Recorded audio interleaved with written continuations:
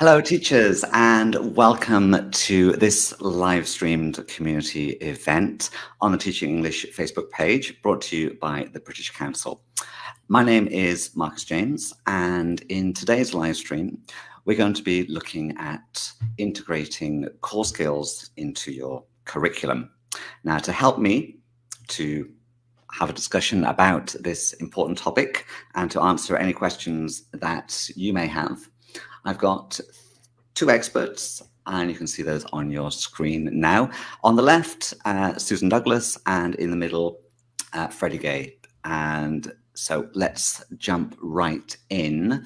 We're talking about core skills. Now, Susan, could you help us out here? What do we mean by core skills? Well, it's great to be here this afternoon. And how we think about core skills is, I suppose, maybe imagine a triangle. And at the bottom of the triangle, you might have your real basic skills. So those might be reading, writing, basic mathematical skills. And at the top of the triangle, you might have your real technical skills. So imagine if you're going to be a dentist or something like that, you're going to need some really particular technical skills in order to do that job well. And how we see the middle of that triangle is that that's those highly transferable core skills that you need to do almost anything. So we would think of those as being things like critical thinking and problem solving. We'd think about it as being communication, collaboration, really good team working, being a student leader maybe. So it's those kind of skills that sit in the middle between your basic skills and your highly technical skills. Well, thank you for that fantastically clear definition. Teachers watching, do let us know in the comments, do you integrate core skills into your lessons? Freddie, should we as teachers be integrating these very important skills into our lessons? Well, it's a very good question. And I come at it from the perspective as an English language teacher. And a few years ago, I started to experiment with integrating core skills into my lessons. And I would highly recommend it. I think it brings so many benefits for students. I think a lot of the problems with language learning courses, course books, syllabuses, is they're very focused on just teaching language. And there might be some kind of core skills in there, but it's not very explicit, or it's not done in a systematic way. But it is possible, of course, to learn a language and core skills at the same time. When we do that, we're making classes more motivating and more interesting for our learners, and we're also developing important skills, and they can use these skills as well to learn the language more effectively. So absolutely, I would, as an English language teacher, I would recommend integrating core skills into your teaching whenever you can. Excellent. Actually, we've got a few comments coming through. I'd just like to share a few of them on screen now. So we've got this comment here from, saying we should core skills into all the teaching process. Obviously, one of the difficulties, and let's be honest here, wherever we're teaching in the world, teachers don't always have that much free extra time to devote to teaching anything else apart from the curriculum. How can we integrate when the curriculum is already full? Susan, how would you respond to that? I think it's a great question, because I've never in all my time, 31 years in education, met a teacher who isn't busy. So I really appreciate the question. I think that we aren't underplaying here the importance of knowledge, but I think how we integrate core skills into our curriculum is to make sure it is embedded into our subject teaching.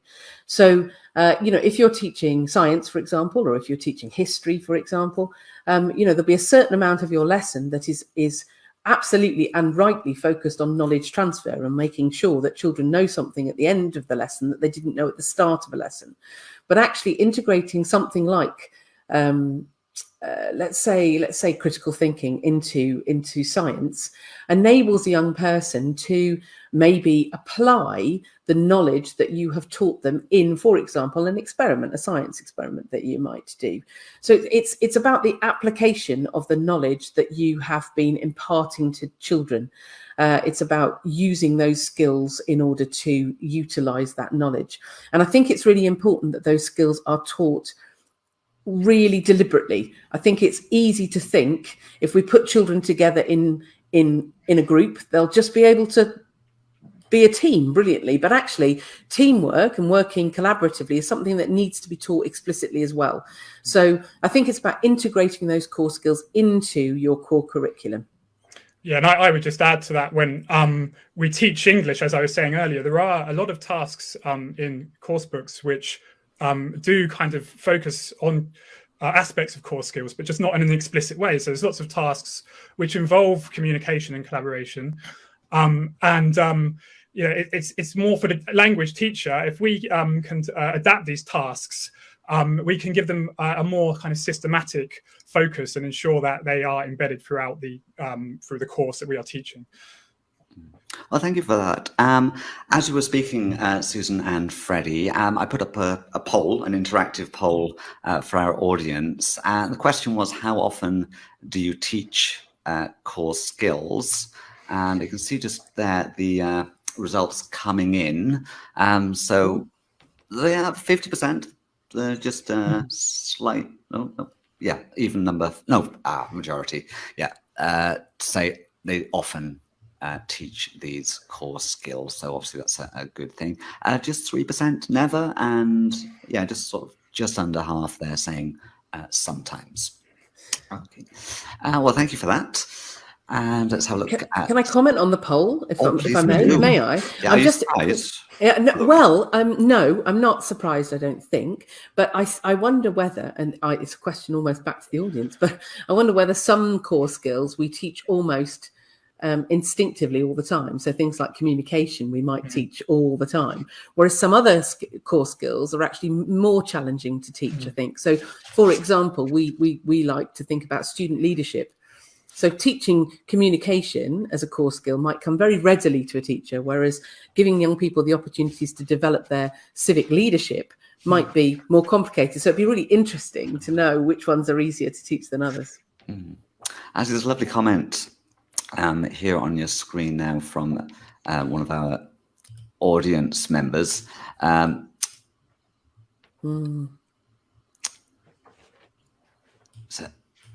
let's have a look. So it was difficult to teach, very exhausting. Integrating these core skills takes time. Obviously, the teachers who are watching are at different stages in their careers with different sort of levels of comfort in the classroom and experience. What would you advise, let's say, a newer teacher who hasn't sort of taken that step forward to start integrating some of these core skills into the lessons? Where would we start? I think the skills, the British Council course skills, they are quite general, and you can break them down into smaller steps. And there are some resources that can help you to do that. So if you kind of learn different sub-skills which are involved in, say, problem solving, and then there are resources such as Bloom's taxonomy, for example, which breaks down thinking skills into higher order thinking skills and lower order thinking skills. And then that helps you to integrate the thinking skills into your classes. You can kind of see connections between activities in the course book and the sub-skills which are indicated on Bloom's taxonomy. And in our teaching and assessing core skills course, we also attempt to, we use a skills builder framework, which also attempts to break down some of the core skills into smaller, clearer steps. And I think that's very helpful in helping teachers to kind of have a concrete idea of what's involved in teaching core skills.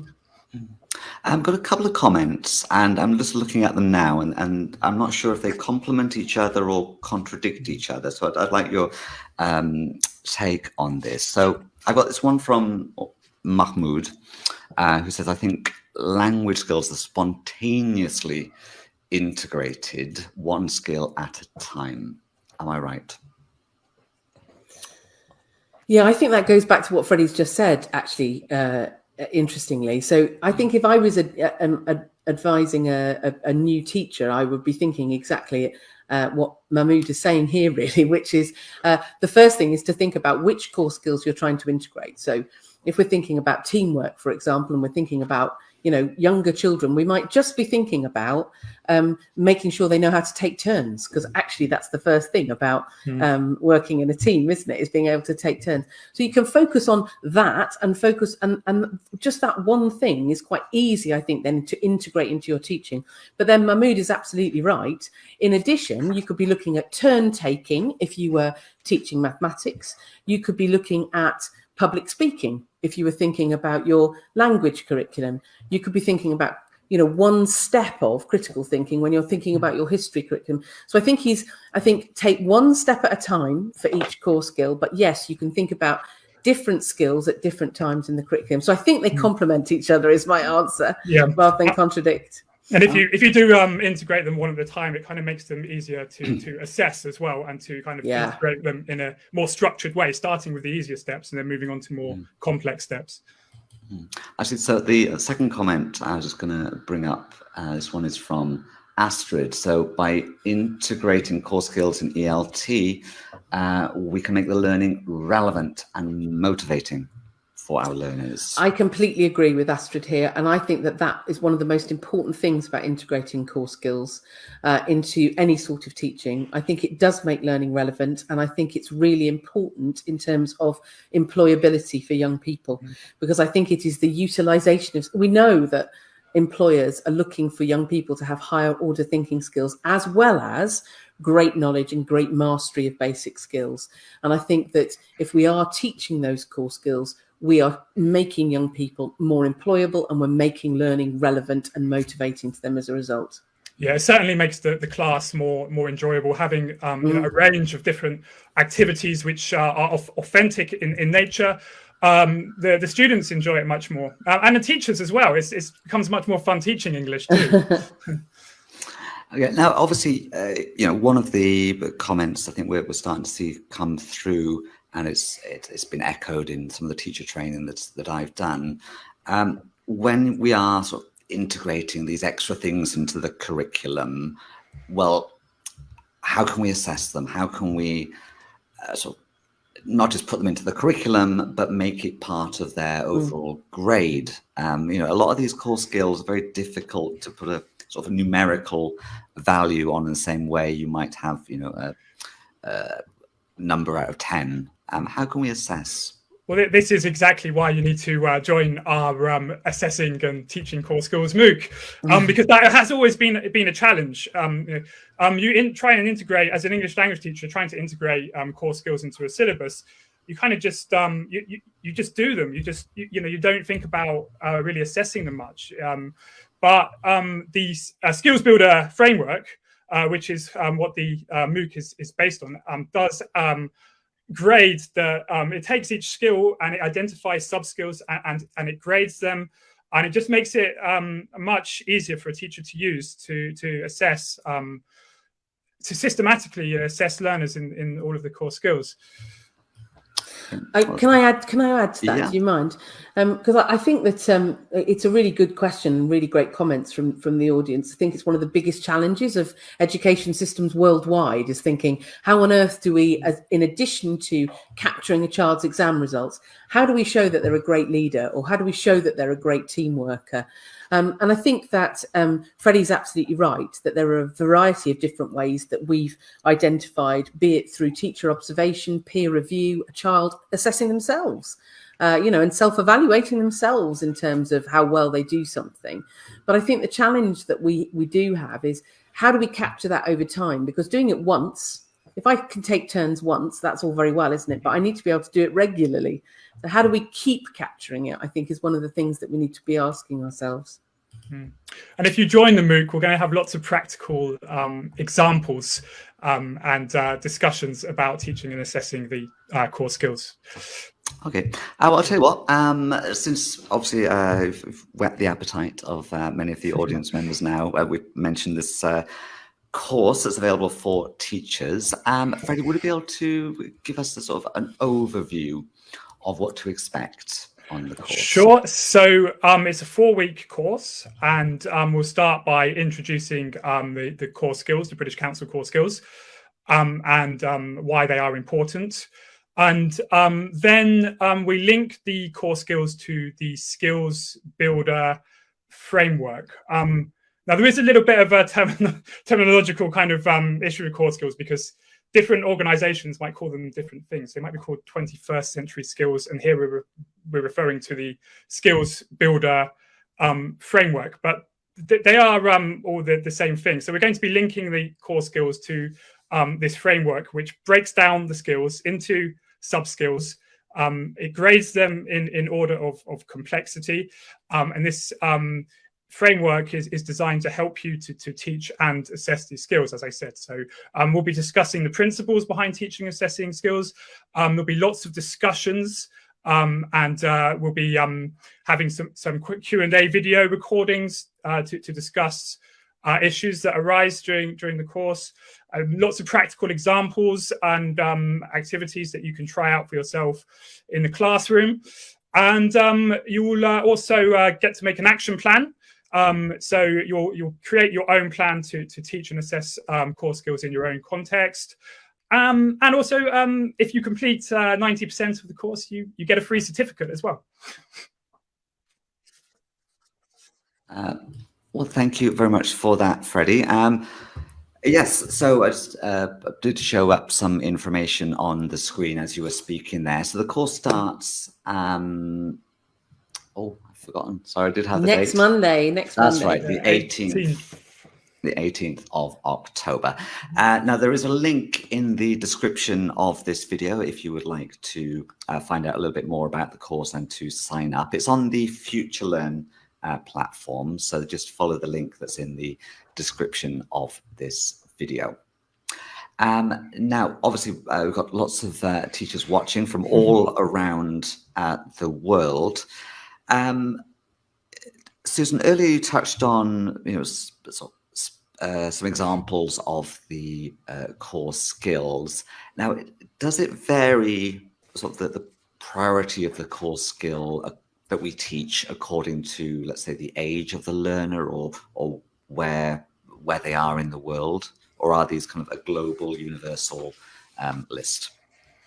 Well, I would say that I think that these, I mean, as Freddie's just said, different organizations call them different things. But when it comes down to it, I think we're talking about a very similar group of skills that are to do with, as we've mentioned already, we've talked about critical thinking, about communication, collaboration, creativity, student leadership, citizenship. I think it's a broad church, but it is a group of things that people are talking about all over the world. What I would say is, but I would say this because I'm a primary teacher by background, is that start them young. I think it's really important to start them young. The earlier you can start young people thinking about this, the better. So I think that my view is that we should be starting to focus on young children using these skills as soon as they start school. So you're imparting your basic skills, your basic mathematics, your basic language work, etc. And you want them to be able to practice that as soon as they get in. So I would say it shouldn't matter where you are in the world in terms of age. I think in terms of which skills matter more in different countries, I think that probably different governments certainly have a different priority list that they give to the different skills. In talking to countries around the world, we've heard some people saying critical thinking is the most important thing, but we've also heard other countries saying creativity is what we want to really focus on. So yes, I think priorities can slightly change in different countries, but I do think generally we're talking about that same broad group of skills in a similar way all over the world. But I'd just like to bring up this comment from one of our viewers, Charlotte, who has quite a long comment here, but I'd like to sort of look at the that last part of the comment there. To teach to teach core skills is to capture their curiosity. And again, it goes sort of touches on what Charlotte mentioned a bit earlier in that comment about meaningful. So when we talk about integrating these core skills, obviously we need to make sure that they are, or try our best to make sure they are meaningful for our learners. And of course, like with anything in class, once you've got the curiosity, then that can sort of be that catalyst or the fuel for learning. Susan and Freddie, would you have any sort of advice again for maybe teachers who like the sound of integrating these core skills, but are worried that it might not be meaningful for the learners or might not pique their curiosity? Well, again, in English language teaching, there are approaches like task-based learning and project-based learning, which do emphasize these skills a lot. And when you experiment with these approaches, you should be able to witness high levels of engagement. But this can also lead to language learning as well. So language learning becomes much more authentic if the language that the students are learning is language which they need to help them express meaning. And so I would suggest, thinking about experimenting with these approaches and reading more into them, project-based learning especially, and how they can kind of go hand in hand with learning a language. Absolutely. I mean, when students get into something, they're incredibly capable of amazing things, aren't they? I'd like to just sort of bring in Ricky's comment here. I think we've all got different opinions, as you mentioned earlier, Susan. Will you agree that creativity is the most important 21st century skill? I don't think I will agree with you, Ricky. I'm sorry about that. But I'm not going to say it is. I don't think that I have a kind of league table of which ones I think are the most important, because I think so many of them are important. I think creativity is hugely important. I should put my hand up and say, I'm a music teacher. So, and I think creativity, by the way, is in any subject, be it mathematics or science or history or any kind of subject. But, I am a big supporter of the creative arts and creativity, etc. So I think it's massively important. Is it the most important? No, I don't think so, because I think communication, critical thinking, all the ones that we've said are equally important, I'm afraid. Okay. Freddie, what's your take? I wouldn't attach more importance to one over than the other, but I do think they overlap. So you have when you are thinking critically, you may also be thinking creatively as well, and one can lead to the other. So it can be sometimes quite difficult to detach them. Actually, that's exactly what I was going to say. We have the ability to communicate and to solve problems and to think critically in a creative way. So they are constantly sort of overlapping, and I think some of the best problem solvers I know are the ones that are creative in their finding of solutions. Yeah. Okay, I've got a few questions coming in. Now, we did deal with this earlier, but we sort of have come quite a way since then. Could I ask Susan again? I know you did tell us exactly what core skills were at the beginning. I think there's a little bit of confusion happening in the comments between what we refer to as the skills, the language skills, the listening, the speaking, the writing, and the reading, and what we're talking about today. How are core skills different from the language skills. So earlier on, I likened it to a triangle, didn't I? So we had the basic skills at the bottom, which are reading, your vocabulary, your knowledge really is right at the bottom. That's really important. You can't do anything without that. So, there's no point jumping a level and going straight into the next level up. I think you really do need that basic knowledge and mastery of something. But then you also need these highly transferable skills that sit on top of that and can be integrated into your curriculum after that. So the difference for me is that your basic skills, reading, writing, your basic mathematical skills, are things that you need to impart to a young person. They need to be taught. They need to be explicitly taught. Your core skills are your highly transferable skills. So a bit like you were just saying, you can think creatively, you can think critically, you can solve problems, you can do that in a creative way, etc. These are highly transferable. You can be creative in terms of your language use. You can be creative when you're solving a mathematical puzzle. So they are highly transferable skills that sit between your basic skills of reading, writing, mathematics, and your highly technical skills, which aren't transferable, like being a dentist or being a surgeon or being, when you need really explicit technical skills in order to be able to deliver something properly. They sit in the middle band. It's funny you mentioned about dentists. I mean, sometimes in class you feel like a dentist pulling teeth, don't you?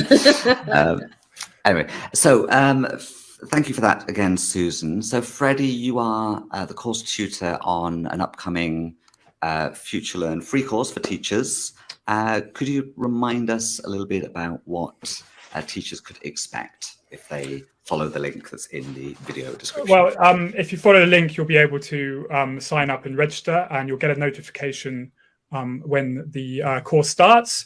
And then it's just a case of logging in, creating an account with Future Learn, and following the steps. The course runs for 4 weeks, and myself and another tutor will be online, interacting, answering questions, recording videos during the week, during each week we will be doing that, and the course will just follow a series of steps which you will complete, and when you finish the course, you will have your own action plan, so you'll be ready to go away and integrate core skills into your teaching, hopefully, and as I mentioned earlier, you'll get a certificate for completing.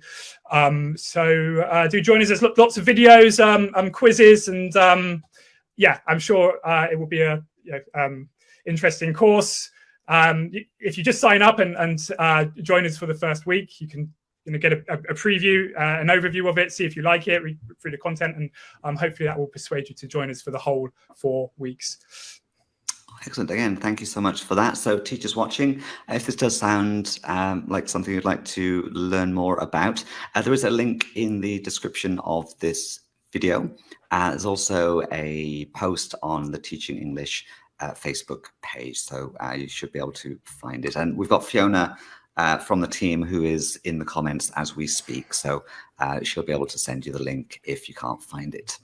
There's a couple of comments and questions to finish off with. Abdulatif asks, do we mean soft skills by these core skills?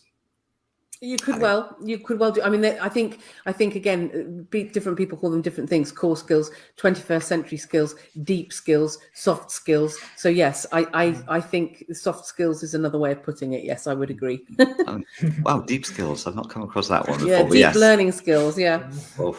Deep learning skills, yeah. So yeah, with 21st century skills, we used to call them, and then we realised we're 21 years into the 21st century, and it does sound a bit odd. And also, people had to think critically in the 18th century. They had to communicate in the 17th century. They had to work in a team in the 16th century. So yes, I do think that they're probably a bit older ting that. Absolutely. I mean, yeah, these aren't new things, are they? We just know what they're called now, isn't it? And then Ming Chu. So I think we've started off a little bit of a debate in the comments. So Ming Chu thinks that communication and collaboration are the most important. So I think that is a discussion that can continue in the comments. So let us know which of the core skills you think are the most important. But I'm with Ming Chu. And I'd like to take this time to remind audience, if you would like to learn more about teaching and assessing core skills, do find out about the Future Learn course by that name by clicking on the link in the description of this video. Susan and Freddie, thank you so much for helping to sort of shed some light on what core skills are and why they're important. And obviously, Freddie, we'll see you on the course. Enjoy the rest of your afternoon. Teachers watching, thank you. Thank you very much. Bye-bye.